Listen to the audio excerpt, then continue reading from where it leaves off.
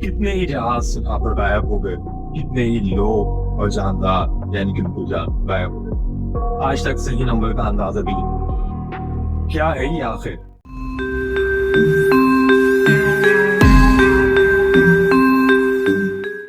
सिर्फ Bermuda triangle ही एक ऐसी जगह नहीं है जहां पर जहाज लोग गायब होते हैं, बल्कि उसके अलावा भी दुनिया में बहुत सारी ऐसी जगह हैं जहां ये सब होता रहा।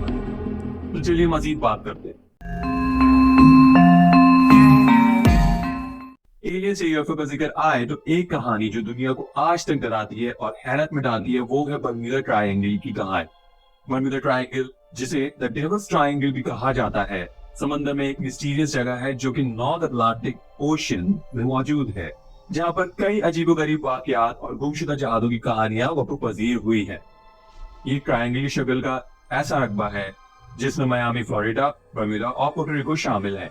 इस ट्रायंगल के तीनों कोने इन तीनों जगहों पर मौजूद है, जिसकी वजह से ये एक ट्रायंगल शक्ल का बन जाता है। कुछ लोगों का ख्याल है कि यहाँ पर यूएफओस यानी कि अनआइडेंटिफाइड फ्लाइंग ऑब्जेक्ट्स और एलियंस एक्टिविटीज होती हैं, जिसकी वजह से यहाँ होने वाले अजीबोगरीब वाकयात रोनुमा होते हैं। यहाँ गायब होने वाले जहाजों का रडार सिस्टम बंद हो जाता है और फिर वही जहाज हमेशा के लिए गायब हो जाते हैं। ये अजीबोगरीब वाकयात न सिर्फ समुद्री जहाजों के साथ पेश आते हैं, बल्कि इस हुदूद के अंदर आने वाले हवाई जहाज भी गायब होते रहे। एक वाकया जो कि 1945 यानी कि 1945 में पेश आया वो है फ्लाइट 19 का।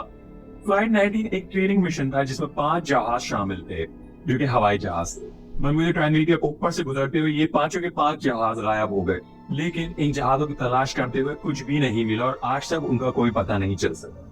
इस मिशन के दौरान जहाजों के पायलट्स ने एक अजीब आवाज सुनी थी जो कि उन्होंने अपने गायब होने से पहले कंट्रोल सेंटर से अपनी आखिरी बातचीत में बताई थी, जैसे कि अनजान फोर्सेस ने उनको अपने काबू में कर लिया हो। इन जहाजों में से कोई भी अपनी मंजिल तक आज तक नहीं पहुंच सका और ये सब जहाज आज तक गुमशुदा हैं।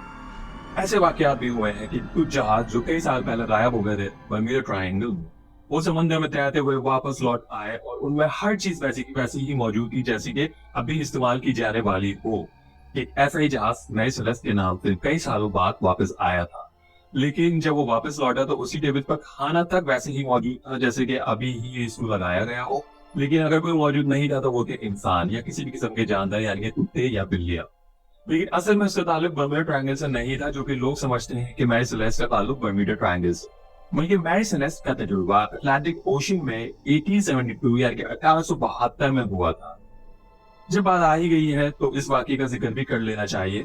मैरी सेलेस्ट एक अमेरिकन जहाज था जो इटली से न्यूयॉर्क की तरफ जा रहा था। इस जहाज में 7 क्रू मेंबर्स थे, उनकी फैमिलीज थी और दूसरे पैसेंजर शामिल थे और टोटल ये लोग 10 थे।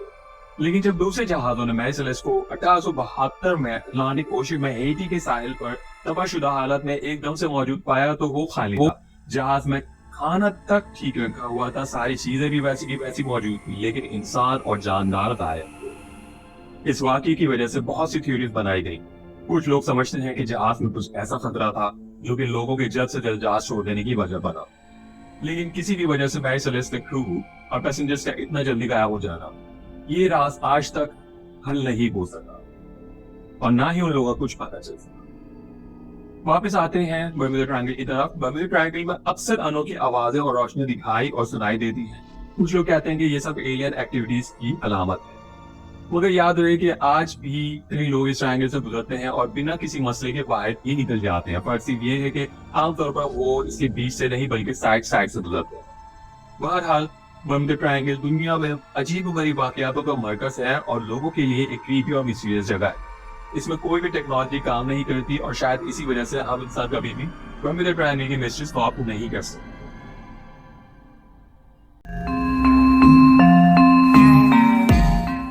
बर्म्यूडा ट्रायंगल के अलावा एक जगह और ऐसी है समंदर में जिसका मुअम्मा आज तक हल नहीं हो सका, जिसे कहते हैं डेविल्स सी, जो कि ड्रैगन्स ट्रायंगल के नाम से भी जाना जाता है। ये एक ऐसा इलाका है जो पैसिफिक ओशन में वाक़ है और अक्सर यही होता है कि समुद्री और हवाई जहाज यहाँ से गुजरते हुए गायब हो जाते हैं, जैसा कि बर्मुदा ट्रायंगल में होता है। कदीम जापानी रवायात के मुताबिक डेविल्स सी एक खौफनाक इलाका है जहाँ पर किसी किस्म का कोई बड़ा अजदहा या समंदरी सांप रहता है या फिर सांपों की एक पूरी बस्ती मौजूद है। कुछ पुरानी कहानियों में ये बातें सुनाई जाती है कि जहाजों को पानी में खींच लिया जाता है और उन्हें उस वक्त अजीबोगरीब मौसम का सामना करना पड़ता और अजीबोगरीब रोशनियां दिखाई देती। बर्मुडा ट्रायंगल की तरह डेविल सी के बारे में भी कुछ लोग समझते हैं कि ये अजीबोगरीब वाकयात यूएफओस या समंदर में एलियंस की मौजूदगी की वजह से रोनुमा होते हैं। एक बात यहाँ काबिल जिक्र, मेडिसिनिस्ट असल में बर्मुडा ट्रायंगल से ज्यादा नजदीक डेविल सी के था और वो वहीं डूबा था। बर्मुडा ट्रायंगल की तरह डेविल सी के अंदर भी अजीबोगरीब रोशनी दिखाई देती है और अजीबोगरीब आवाजें सुनाई देती है। वसी पैमाने पर रिसर्च के बावजूद डेविल सी के अजीबोगरीब वाकयातों की हकीकत की वजह अभी तक मालूम नहीं की जा सकती।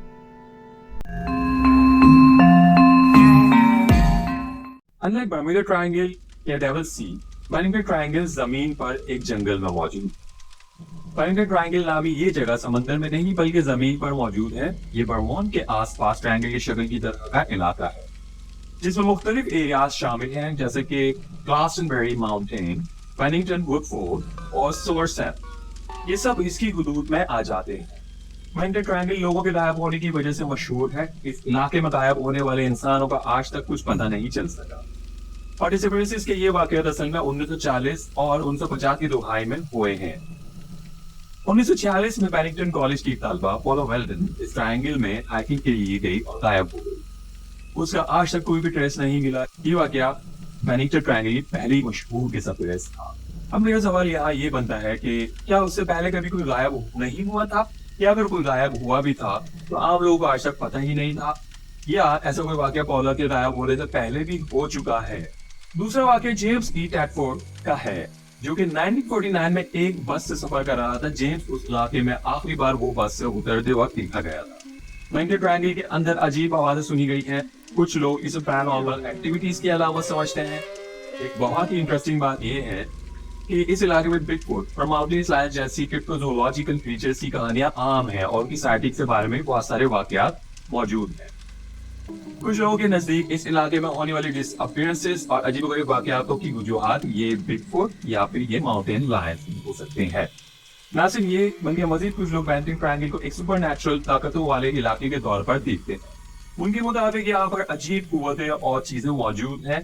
मगर साइंटिस्ट और रिसर्चर्स इस इलाके में होने वाले अजीबोगरीब वाकयात की वजूहात नेचुरल कॉजेज बताते हैं, जैसे कि एक्सट्रीम वेदर और गायब होने वाले इंसानों की अपनी कोई गलती। जो भी है, बर्मुडा ट्रायंगल, ड्रैगन्स ट्रायंगल और पेनिंगटन ट्रायंगल अपने मिस्टीरियस और अजीबोगरीब वाकयातों की वजह से पूरी दुनिया में मशहूर है।